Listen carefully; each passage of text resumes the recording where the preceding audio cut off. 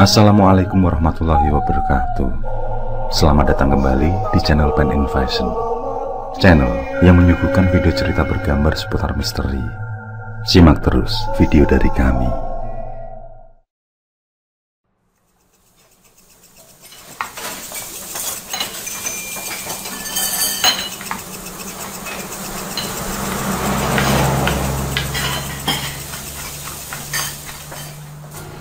Waktu baru menunjuk pukul 9 malam ketika sepasang suami istri tengah beberes dagangan mereka. Sang suami tampak sibuk menata meja kursi yang masih berantakan. Setelah ia tumbuk menjadi satu, meja kursi itu pun dinaikkan ke sebuah mobil pick-up. Selesai dengan pekerjaannya, ia melanjutkan dengan membantu istrinya meringkas tungku pembakaran. Hanya gerobak dan beberapa barang saja yang mereka tinggal, selebihnya mereka bawa pulang. "Satenya habis, Mbak?" tanya seorang pria yang baru saja turun dari sepeda motornya. Sudah kali keempat pertanyaan yang sama dari pelanggan. "Duh, maaf ya mas, tinggal arangnya saja," jawab sang penjual sedikit bercanda. Pria itu tampak sedikit kecewa karena sate ayam langganannya sudah habis tidak bersisa. Setelah selesai membereskan dagangan, keduanya pun berpamitan pada para pedagang lain yang juga sama-sama menjemput rezeki di tempat itu. Beberapa pedagang membalas dengan lambaian tangan karena mereka juga sedang melayani pembeli. Beberapa membalas dengan senyuman, namun ada seorang pedagang yang jelas-jelas membalas sapaan pamit itu dengan muka masam. Jelas sekali menggambarkan rasa ketidaksukaan. Lelaki itu mengumpat lirih, lalu kembali mengamati dagangannya yang belum begitu laku. Sementara itu, setelah beberapa menit berlalu, pasangan suami istri itu pun tiba di rumah. Buah hati mereka yang berusia 2 tahun sudah terlelap ditemani neneknya. Sang nenek menyambut anak perempuan dan menantu laki-lakinya dengan raut wajah riang. Meski wajahnya sudah tampak keriput, namun senyum yang tersungging tidak bisa berbohong kalau sewaktu mudanya dulu memiliki paras yang cantik. Setelah mengobrol sejenak dan melepas penat, pasangan muda itu lantas berpamitan untuk beristirahat. Besok, setelah subuh, mereka harus ke pasar untuk berbelanja bahan dagangan maupun kebutuhan sehari-hari. Usaha yang sudah berjalan kurang lebih 7 bulan itu, semakin hari berkembang semakin pesat.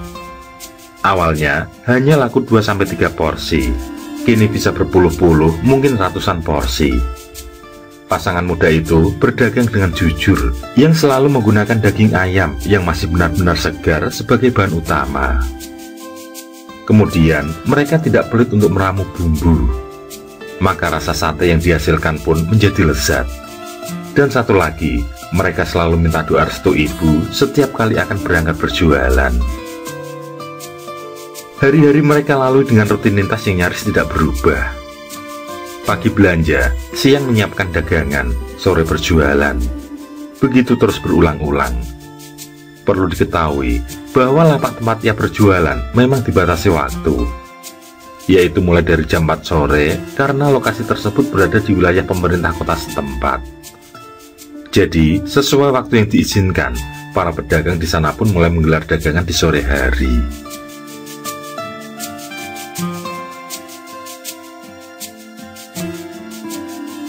Kejadian itu bermula pada suatu sore saat pasangan itu tiba di lapak. Keduanya mendapati sesuatu di petak yang mereka sewa. Tanah merah kecoklatan itu melingkar sesuai petakan yang mereka sewa. Sang suami berjongkok dan mengamati taburan tanah itu. Ia pun menggeleng, tanda tidak mengerti. Selanjutnya, ia menyuruh istrinya agar lekas membersihkan tanah tersebut. Sebenarnya, ia sendiri sedang menutupi kecurigaannya pada tanah itu. Warung tenda pun telah terpasang rapi. Banner besar bertuliskan sate ayam Mas Edi tidak lupa terpasang di sisi tenda. Batu arang juga telah tersusun rapi, bersiap menyambut api yang sebentar lagi membakarnya. Langit cerah membiru berhiaskan awan tipis, memberi harapan datangnya rezeki untuk mereka yang berdagang di tempat itu. Pukul 4 sore lebih 15 menit, warung bakso dan mie ayam mulai didatangi pembeli. Di sampingnya warung nasi goreng juga sudah mulai membuatkan pesanan untuk pelanggannya.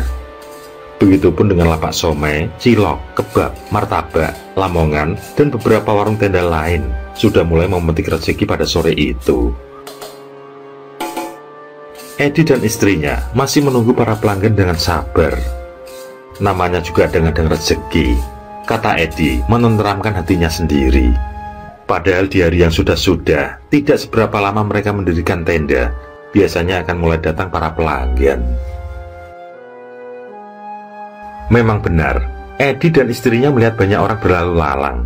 Namun orang-orang itu terlihat bingung, ujung-ujungnya mereka singgah di lapak yang lain. Untuk sementara waktu, kepulan asap dari sate yang Edi bakar belum juga berhasil menyentuh hidung calon pembeli. Hari ini, bahkan sampai azan maghrib berkumandang, belum seorang pun singgah. Hal mana membuat gelisah di hati Edi dan istrinya.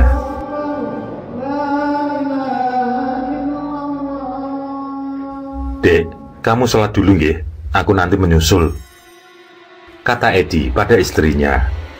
Ia bukannya tidak tahu bahwa ada rasa gelisah dan cemas pada wajah istrinya, namun ia berusaha tetap tenang.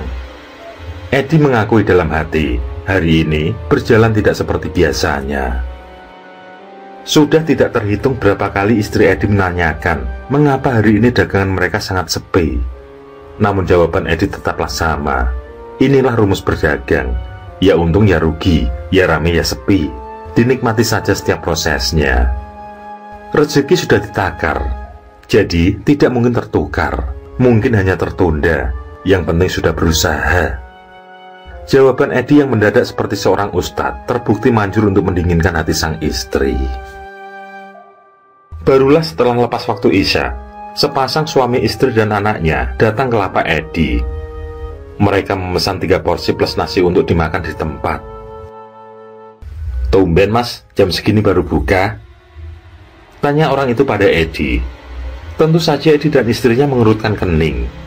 Tapi daripada menjawab pertanyaan yang ujungnya menjadi debat kusir, lebih baik segera membuatkan pesanan mereka. Asap sate pun berkeluk terbawa angin. Edi masih sibuk membakar sate pesanan, sementara istrinya menyiapkan nasi. 3 porsi sate ayam pun matang. Aromanya yang wangi sangat menggoda untuk segera disantap.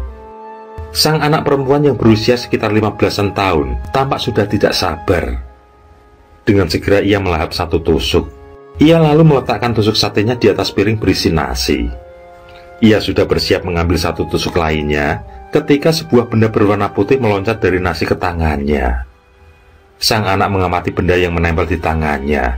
Benda itu bukan nasi, karena sesaat kemudian benda itu sudah melompat lagi. Sang anak menjerit-jerit ketakutan saat tahu benda yang melompat-lompat itu adalah belatung.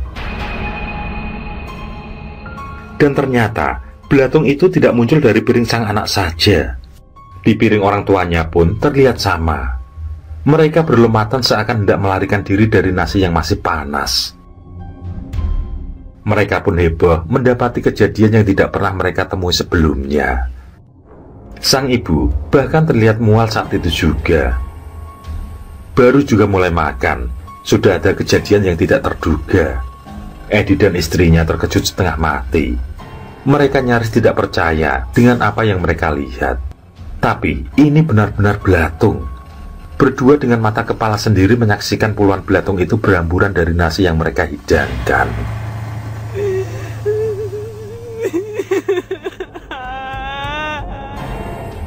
Istri Edi menangis sejadi-jadinya. Bagaimana mungkin nasi yang belum lama ia masak bisa mengeluarkan belatung seperti itu? Nasi itu masih baru, bukan nasi kemarin sore atau kemarinnya lagi. Begitu pula dengan Edi, ia terduduk lemas mendapati kejadian yang tidak masuk di akal. Penasaran, ia pun membuka termos nasi. Dan sungguh ini merupakan kejadian yang memang sangat jauh di luar akal nalar. Nasi yang baru tadi sore dimasak, kini terlihat menghitam dan mengeluarkan bau busuk. Para belatung juga terlihat keluar dari tumpukan lontong. Pun dengan sate yang belum ia bakar, sate itu mengeluarkan bau anjir yang tidak tertahankan lagi.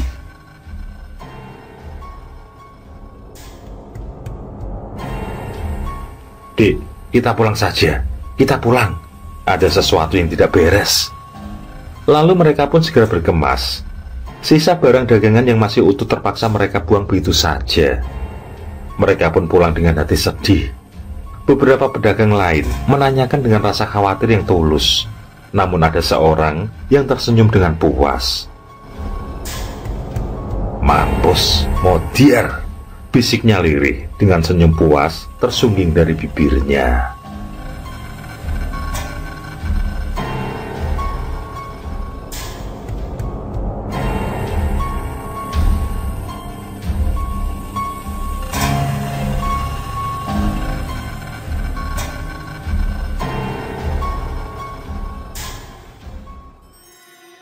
Bismillah, kita coba lagi.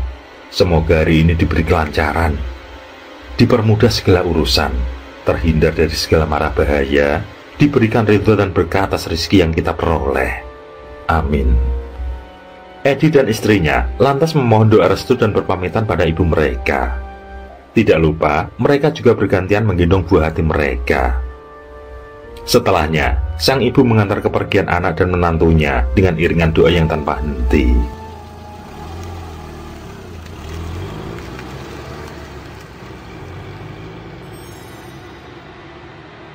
Pukul 3:30 sore, cuaca masih cerah seperti hari-hari sebelumnya. Kendaraan kecil maupun besar terus saja berlalu lalang tiada henti. Sesekali terdengar raungan knalpot menderu, kemudian memuntahkan asap berwarna kehitaman. Sebentar lagi bubaran jam kantor. Harapan itu tetap ada. Harapan untuk menuai rezeki atas apa yang mereka ikhtiarkan hari itu. Istri Edi kembali terpekik sesaat setelah berada di lapak. Edi menyusul sembari membawa barang-barang. Ia pun tidak kalah terkejut saat menyaksikan lapaknya telah kembali tertaburi tanah berwarna merah kecoklatan. Ini tanah seperti tanah kuburan, pekik Edi dalam hati. "Biar aku saja yang menyapu," kata Edi pada istrinya. Selanjutnya, istri Edi berseru sembari menunjuk sesuatu. Mereka berdua melihat asap tipis mengepul dari bekas tanah yang disapu. Mereka mengamati dengan pandang mata nyaris tidak berkedip. Asap tipis itu mulanya seperti terbang terbawa angin. Namun tanpa mereka sadari, asap itu kembali ke lapak mereka. Para pedagang di tempat yang sama juga sudah mulai menggelar dagangannya, bersiap menyambut para pekerja pulang dari kantor. Pukul 4:15, kendaraan semakin berlalu lalang. Beragam orang dengan seragam yang berbeda-beda mulai menyerbu lapak-lapak pedagang. Edi tidak tinggal diam. Ia mulai membakar satenya, berharap sebentar lagi para pelanggan datang memborong dagangannya. Namun seperti sehari sebelumnya, orang-orang itu hanya berlalu lalang saja di sekitaran lapak. Tidak ada seorang pun yang singgah. Sampai azan Isya berkumandang, belum satu tusuk pun dagangan Edi laku terbeli. Bahkan sampai para pedagang lain menutup dagangannya karena habis. Dagangan Edi masih tetap utuh. Sepertinya seekor lalat pun juga enggan untuk sekedar hinggap. Namun Edi masih berharap, bila nanti para pedagang lain sudah pada tutup, barulah orang-orang akan menuju lapaknya. Tapi harapan tinggallah harapan. Hingga pukul 11 malam lebih, tetap saja tidak ada seorang pun yang membeli. Mereka pun pada akhirnya memutuskan untuk mengemasi barang dagangan. Dan malam itu, pasangan suami istri itu kembali pulang dengan tangan hampa.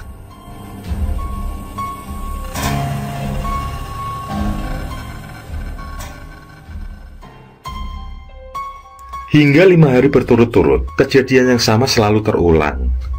Dagangan Edi benar-benar tidak laku sama sekali. Ini sangat aneh, sangat-sangat aneh. Hingga sebuah pemikiran pun mulai mereka diskusikan bersama. Antara apakah karena kejadian sewaktu pembeli yang menemukan belatung di nasi mereka, atau secara getok tular saling mengingatkan agar jangan membeli sate di tempat ini.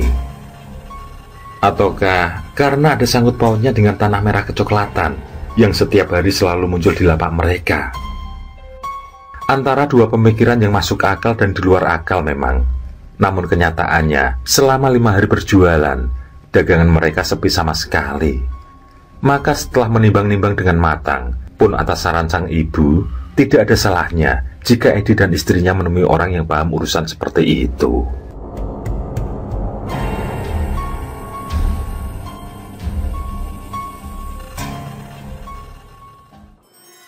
Setelah mendengar penuturan secara detail dari Edi dan istrinya, termasuk perihal belatu yang keluar dari nasi, Pak Kiai pun manggut-manggut, seakan paham apa yang sebenarnya telah terjadi. Sebuah botol air putih lantas diambilnya, lalu dengan mata terpejam penuh kekhusyukan, Pak Kiai membaca doa-doa.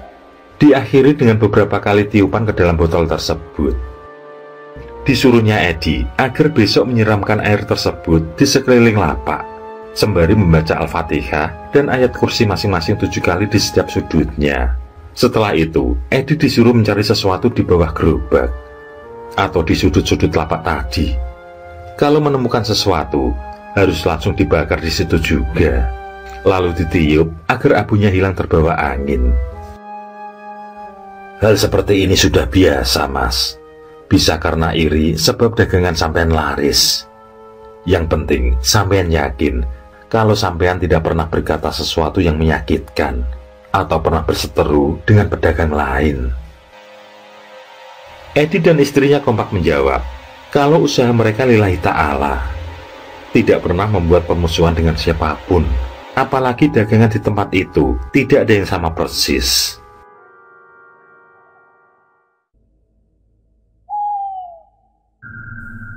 Esok harinya, Edi dan istrinya datang ke lapak lebih awal. Sama seperti hari-hari sebelumnya, mereka masih mendapati tanah merah kecoklatan mengitari lapak.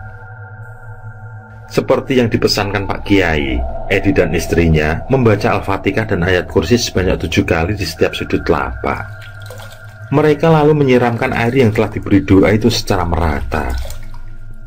Setelahnya, dengan hati berdebar, Edi mulai menggali-gali tiap sudut lapak. Namun mereka belum menemukan sesuatu yang mencurigakan. Hingga pada puncaknya, ketika ia menggali tanah di bawah tungku tempat ia membakar satenya, ia terkejut saat menemukan sebentuk boneka pocong seukuran pasta gigi.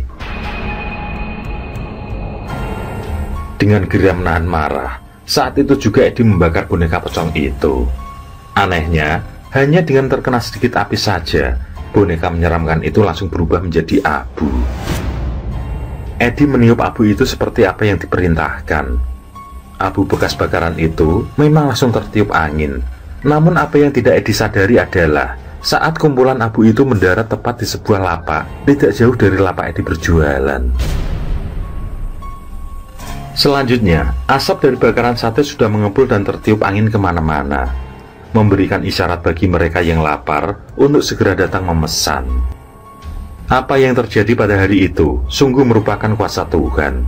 Selepas bubaran kantor, orang-orang terlihat sudah berkerumun di lapak Edi. Mereka seakan menemukan kembali apa yang selama ini hilang. Baik pembeli maupun penjual sama-sama bertukar senyum. Satu hal yang membuat Edi tertegun adalah saat mereka menanyakan hal yang sama. Mas Edi, kemana saja kamu, Mas? Lama tidak jualan. Tiap kesini tutup melulu. Kirain sakit atau pulang kampung. Memang benar tutup, tapi itu pun hanya sehari kemarin. Sedangkan sebelum-sebelumnya, Edi tetap berjualan seperti biasa. Pantas saja orang-orang terlihat seperti berlalu lalang, namun pada ujungnya pindah ke lapak yang lain. Rupanya ada yang menutup penglihatan mereka. Jadi seakan-akan lapak Edi libur berjualan. Edi sempat menggerutu di sela-sela kesibukannya melayani pesanan. Mengapa kemarin ia tidak menanyakan pada Pak Kiai siapa orang yang telah tega berbuat jahat pada lapaknya?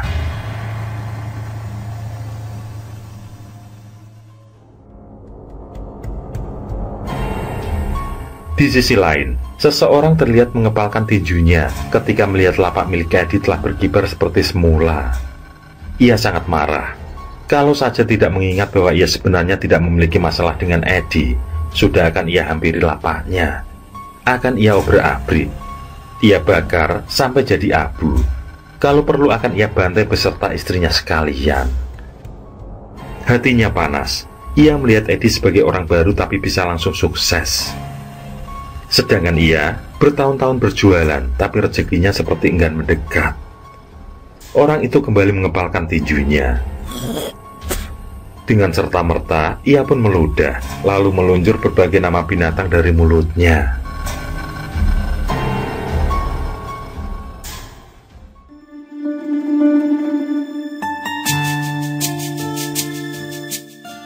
Baik Edi maupun istrinya langsung memeluk ibunya dengan penuh sukacita setibanya mereka di rumah. Hari itu jualan mereka laris manis. Para pelanggan yang kemarin sempat menganggap lapak Edi tutup, kini sudah pada kembali. Edi dan istrinya bisa mencari nafkah dengan tenang. Berkali ucapan syukur tidak hentinya keluar dari keluarga itu. Semua demi masa depan, demi si kecil. Sebagai ungkapan rasa syukur, besok sekalian belanja, mereka akan beli jajanan untuk Jumat berkah. Saat Edi kembali mengungkit siapa orang yang telah tega berbuat jahat pada mereka, sang ibu mertua langsung memberi petuah bahwasannya tidak perlu dicari tahu siapa orangnya. Yang penting, jualan sudah kembali lancar seperti kemarin-kemarin. Itu sudah jauh lebih dari cukup. Biarlah Gusti Allah nanti yang akan membalasnya. Edi dan istrinya sudah melupakan bahwa jalan rezeki mereka pernah disalahi orang. Kini mereka kembali fokus untuk mengembangkan usaha sate. Mereka sadar bahwa kebutuhan hidup semakin meningkat.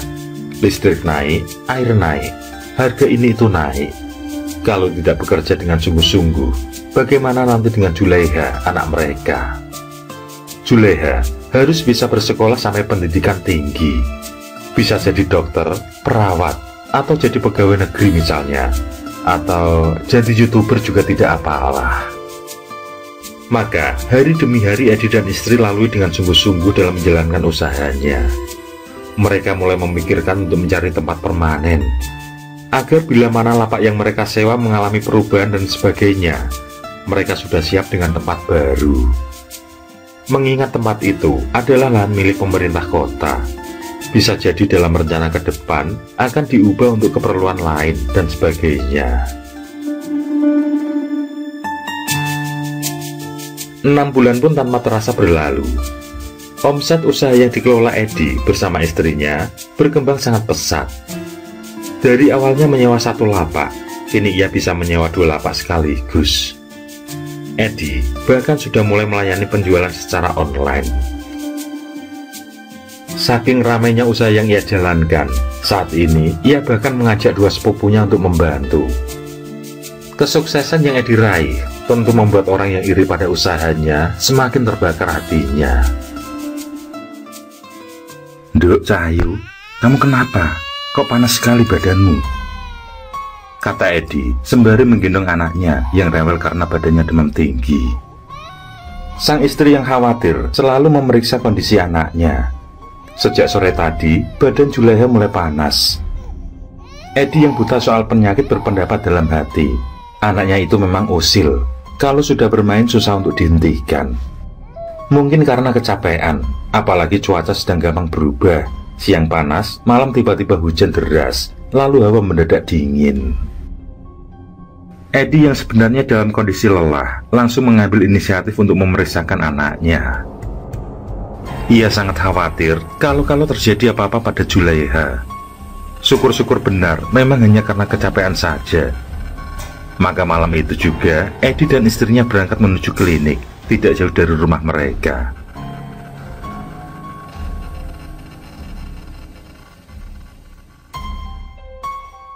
Sepuluh menit perjalanan pun sampailah.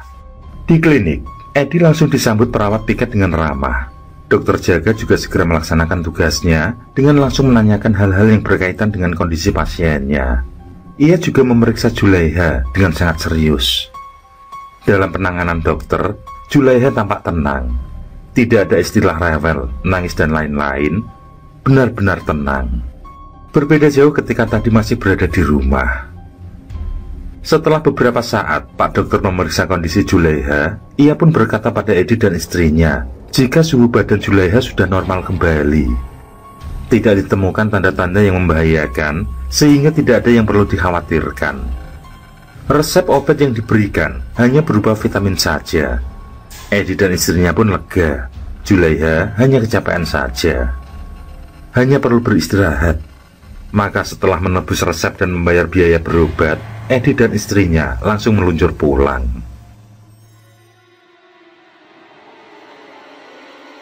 Begitu tiba di rumah, mereka disambut dengan raut cemas di wajah sang nenek. Beberapa pertanyaan langsung terlontar sekaligus. Namun Edi menjawab dengan tenang, karena sesuai petunjuk dokter, memang tidak ada yang perlu dikhawatirkan. Edi lantas mengulas kembali apa yang disampaikan Pak Dokter saat berada di klinik. Dan malam itu, Julaiha juga bisa tidur dengan pulas. 3 hari berlalu tanpa sebuah kendala apapun. Begitu pula di lapak, semua berjalan lancar seperti biasanya. Sementara di rumah, Julaiha juga bermain dengan ceria. Namun pada hari keempat, gangguan kembali terjadi. Kali ini dialami sang nenek. Beliau melihat sesuatu yang belum pernah dilihatnya selama hidup. Kejadian itu terjadi selepas Isya.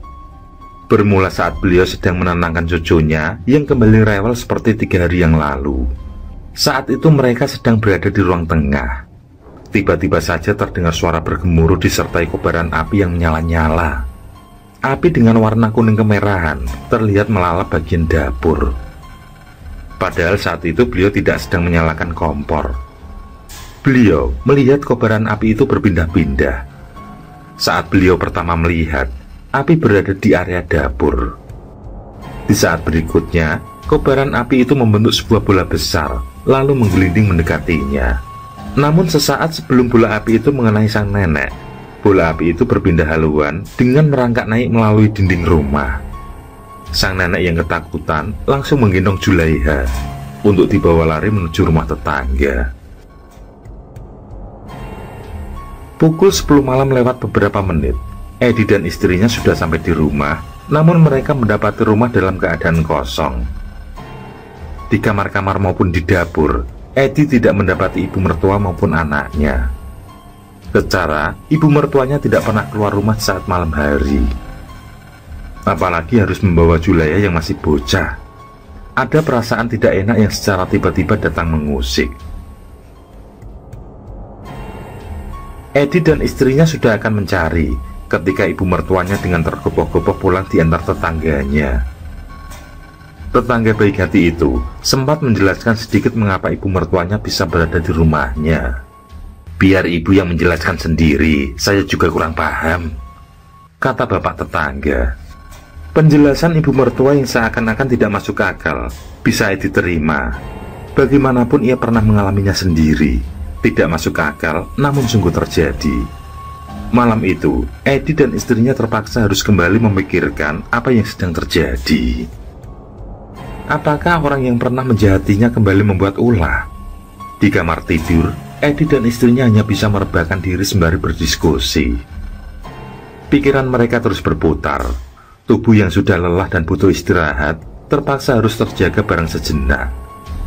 Namun melihat Julaiha bisa tidur dengan pulas cukup membuat keduanya merasa tenang. Api yang ibu lihat kalau menurut cerita yang pernah ku dengar adalah sosok yang bernama Banaspati. Tapi entahlah, aku sendiri memang buta akan hal seperti itu. Yang pasti, aku yakin orang itu sudah mulai berulah lagi. Edi dan istrinya sedang memikirkan apa, siapa, dan mengapa bola api itu bisa masuk rumah mereka. Saat secara tiba-tiba pintu kamar terbuka dengan sendirinya. Refleks, pasangan suami istri itu menoleh. Mungkin sepupu Edi atau ibu mereka yang membukanya. Namun saat mereka melihat keluar, mereka tidak menjumpai siapapun. Setelahnya, keduanya merasakan bulu kuduk mereka berdiri tegak. Mereka merasakan merinding yang hebat. Merasa ada sesuatu yang janggal, keduanya lantas kembali masuk ke kamar dan segera menutup pintu. Namun baru saja mereka merebahkan diri, tiba-tiba saja pintu kamar kembali terbuka dengan sendirinya. Bersamaan dengan pandang mata tertuju ke arah pintu, muncullah sesosok pocong yang tidak diketahui dari mana datangnya. Pocong itu tiba-tiba sudah berdiri tepat di dekat pintu. Edi dan istrinya melihat dengan mata terbelalak saking takutnya. Apalagi muka dan kain kafan pocong itu terlihat jelas berlumuran darah dan mengeluarkan bau busuk yang sangat menyengat. Edi dan istrinya sudah hampir saling berpelukan, kalau saja tidak teringat ada Julaiha tidur di tengah-tengah mereka. Edi hanya bisa berteriak-teriak mengusir sosok pocong yang masih melihat ke arah mereka.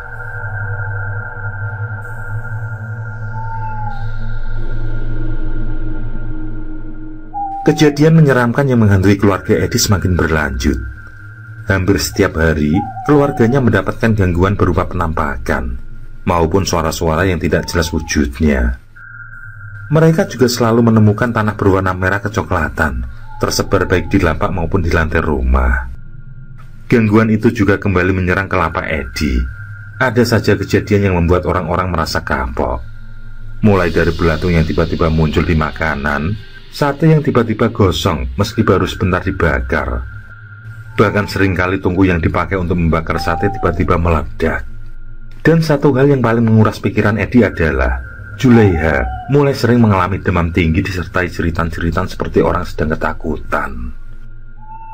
Herannya, saat dibawa ke rumah sakit, dokter spesialis anak pun memberi keterangan jika penyakit yang diderita Julaiha tidak juga terdeteksi. Akhirnya, memang tidak ada pemikiran lain. Apa yang menimpa Edi dan keluarganya hampir pasti disebabkan oleh sesuatu yang tidak kasat mata. Edi dan istrinya memutuskan untuk kembali meminta bantuan Pak Kiai yang waktu itu pernah menolongnya sebelum segala sesuatunya terlambat. Dan benar apa yang sudah Edi duga sebelumnya.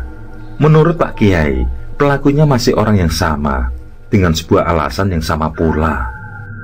Bedanya, kali ini sang pelaku mengirimkan santet yang jauh lebih kuat dibanding sebelumnya. Gangguan yang dikirim juga sudah masuk ke ranah pribadi, bukan lagi soal persaingan usaha. Pak Kiai pun akan membantu semampu beliau. Edi dan istrinya dimohon untuk tetap bersabar, jangan sampai terpancing amarah. Semakin tinggi tingkat amarah Edi atau keluarganya, maka setan yang dikirim akan semakin mudah beraksi. Hawa panas jangan dilawan dengan panas pula. Lawanlah mereka dengan kesejukan hati dan kesabaran. Di setiap kesulitan pasti akan ada kemudahan.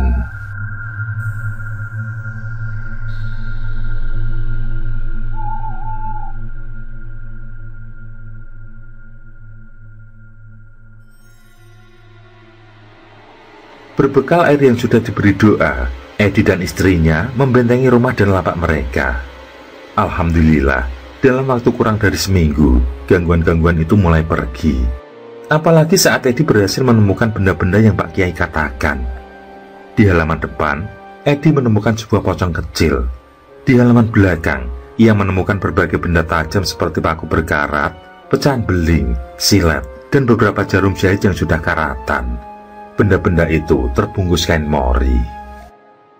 Edi dan istrinya tidak mau berburuk sangka pada siapapun, utamanya kepada para pedagang yang berada dalam satu lokasi. Keduanya tetap menjalin silaturahmi sebaik mungkin. Edi dan istrinya berusaha membungkus rasa curiga, meski dalam hati masih tetap bertanya-tanya siapa pelakunya. Hati yang sempat bergemuruh karena merasa dizalimi berangsur tenang setelah sang ibu mertua selalu memberi nasihat agar Edi selalu bersabar. Namun cobaan belumlah usai. Ketenangan hati yang sudah terjaga selama beberapa saat akhirnya harus kembali terusi ketika pada suatu siang, Julaiha yang sedang bermain bersama tetangga tiba-tiba mengalami kejang dan mimisan. Edi dan istrinya yang sedang mempersiapkan dagangan langsung meninggalkan begitu saja. Mimisan yang dialami Julaiha sangat parah. Darah mengalir deras dari lubang hidungnya. Edi segera menyiapkan kendaraan, sementara istrinya sibuk menyiapkan pakaian dan segala keperluan yang akan dibawa ke rumah sakit. Sehari dua hari berlalu, keadaan Julaiha belum juga membaik. Darah masih terus mengalir dari hidungnya, sampai-sampai hemoglobinnya turun drastis yang mengharuskan mendapat transfusi darah. Tidak ingin keadaan anaknya semakin parah, Edi berinisiatif membawa Pak Kiai untuk datang membantunya. Ia sangat khawatir kalau apa yang dialami Julaiha bukan bersifat medis, mengingat apa yang sudah ia alami beberapa waktu belakangan. Pada hari ketiga, Pak Kiai sudah turut berada di kamar inap. Apa yang ditakutkan Edi memang searah dengan apa yang dirasakan Pak Kiai. Julaiha terkena santet, yang mana sebenarnya diarahkan pada Edi dan istrinya. Dibantu Pak Kiai, doa dan doa terus Edi panjatkan. Sementara penanganan medis juga tetap diupayakan semaksimal mungkin. Edi tidak bisa membayangkan hal buruk terjadi.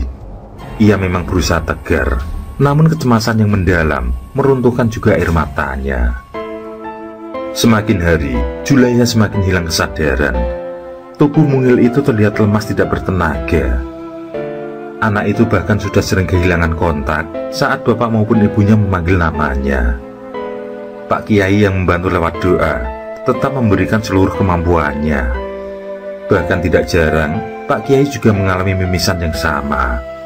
Santet kali ini bukan main-main lagi. Dentuman-dentuman menggelegar nyaris terdengar setiap malam. Sang ibu hanya bisa menangis melihat keadaan anaknya semakin parah.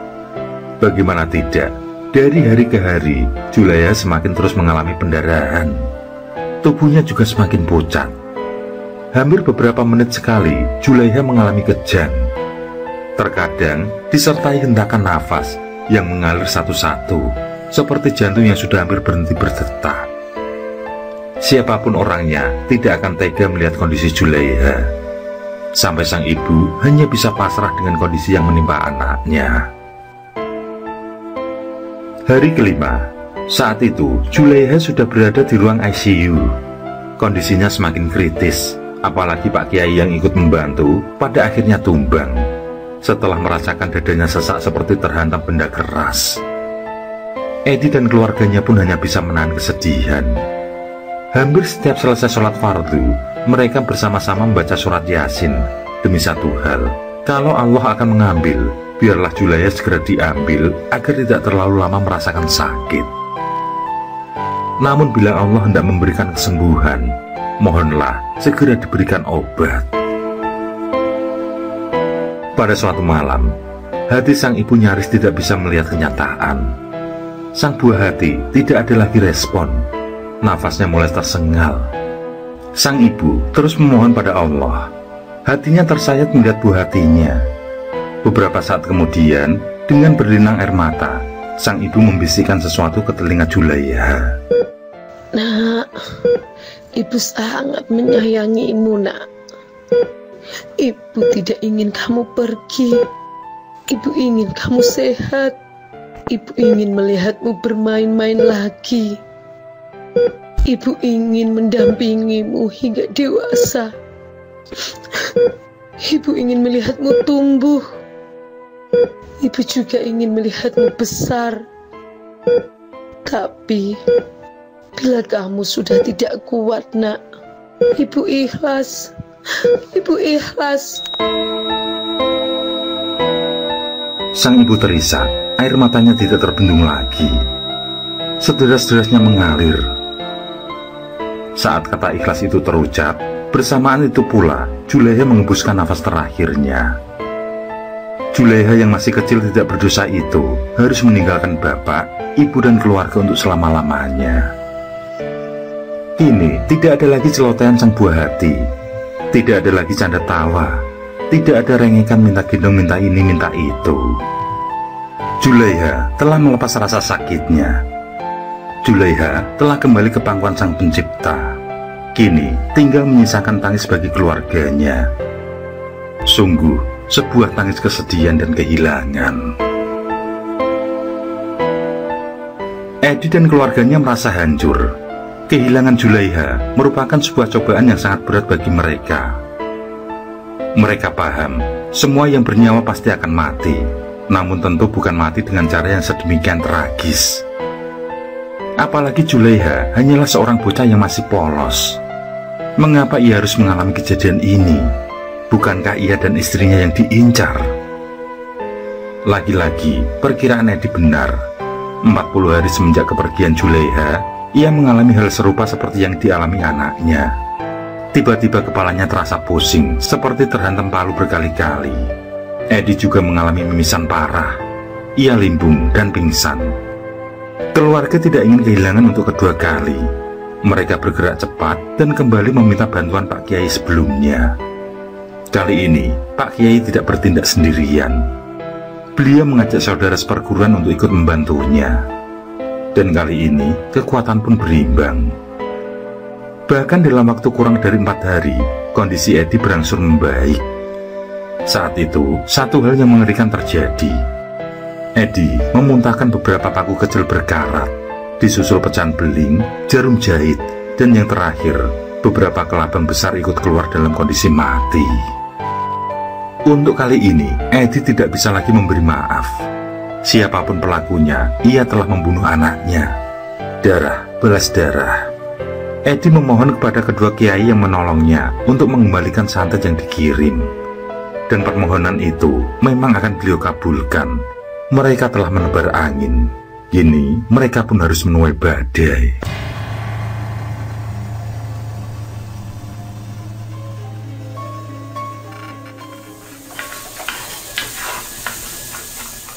Edi dan istrinya sedang melayani pesanan saat tiba-tiba mereka mendengar suara teriakan laki-laki. Edi pun buru-buru menyelesaikan pesanan, kemudian barulah ikut melihat apa yang terjadi. Jeritan melolong itu rupanya berasal dari lapak bakso. Terpisah 4 lapak dari lapak satenya. Pemilik lapak bakso bernama Haryono. Dan saat Edi tiba, posisi Haryono telah jatuh terlentang dengan kuah bakso mendidih mengguyur badannya. Kondisi tubuh gendut itu terlihat bagikan daging tetelan, melepuh dan hancur. Sementara dari lubang hidung terlihat darah mengalir seperti air ledeng. Tidak ada yang tahu bagaimana kejadiannya. Yang jelas ia terus melolong meminta tolong. Herannya tidak ada seorang pun yang tergerak hatinya. Hingga saat detik terakhirnya terlontar sebuah kalimat yang mencengangkan. "Maafkan aku, Ed. Maafkan aku."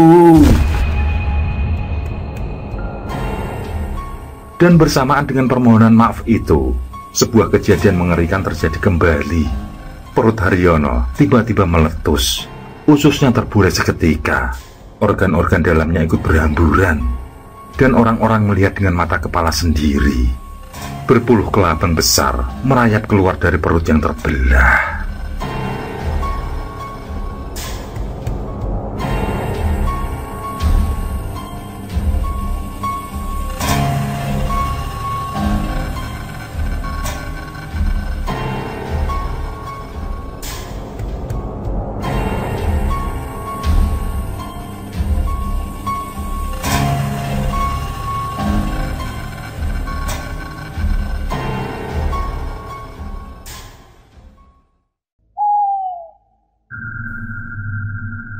Oke, terima kasih.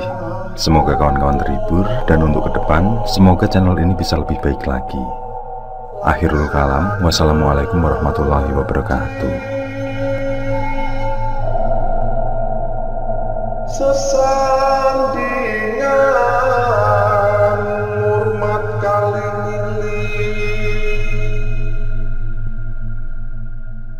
lakukan di muka sana.